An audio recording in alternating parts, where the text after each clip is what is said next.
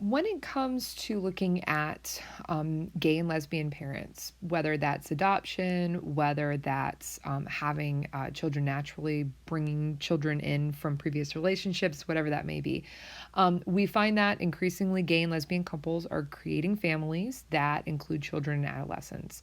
And an important aspect of gay, male, and lesbian families with adolescents is the sexual identity of parents at the time of a child's birth or adoption. Um, Gays and lesbians are increasingly choosing parenthood through things like donor insemination or adoption.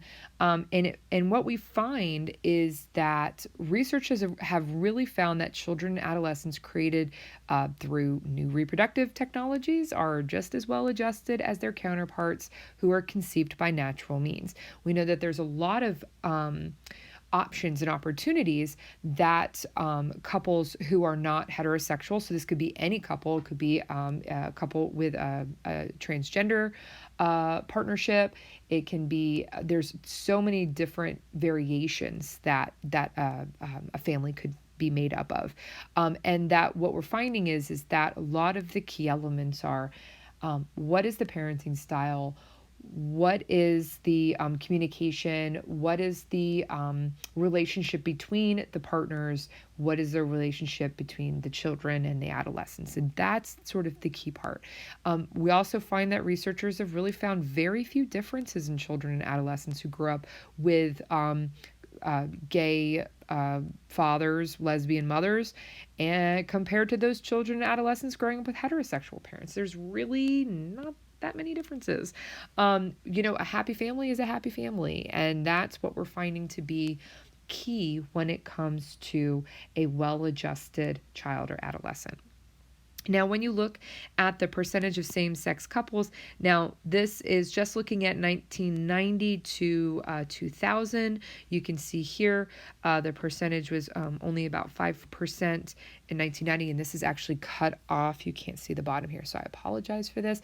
What this is these bars right here. This would be gay couples and with children and adolescents, and this would be lesbian couples. So I apologize for that getting cut off there. Actually, you know what? Boop, there it is.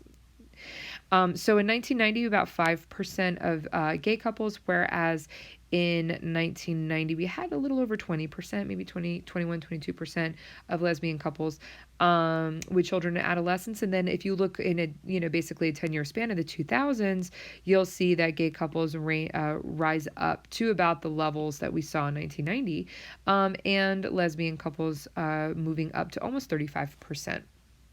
So there are some differences there. And if we look at 2020, for example, we would see those numbers grow even more, especially as states around the United States are recognizing homosexual marriage.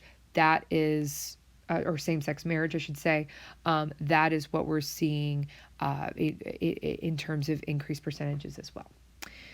So, and we're going to see, of course, a lot of times more of those couples having children as well. So let's touch on culture and ethnicity. So when we look at some cross-cultural comparisons, cultures are going to vary on a number of issues involving family. So there's a particular study of parenting behavior in 186 cultures. That's a lot of cultures all around the world. And the most common pattern was a warm and controlling parenting style, one that is neither permissive nor restrictive. So right in the middle, very involved parenting. In some countries, authoritarian parenting continues to be pretty widely practiced. Now, one thing that's really something to consider is that cultural change is coming to many families around the world, and this is greater family mobility, migration to urban areas, family members working in distant cities or countries.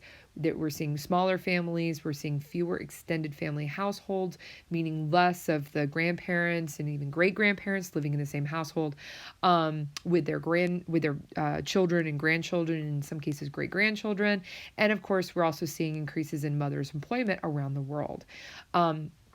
We're also seeing that there are specific ethnic minority differences when we look at, for example, ethnic minorities compared to non-Latino white American families, their size, structure, and composition, all of these things are different. So large and extended families tend to be more common among ethnic minority groups compared to non-Latino white Americans.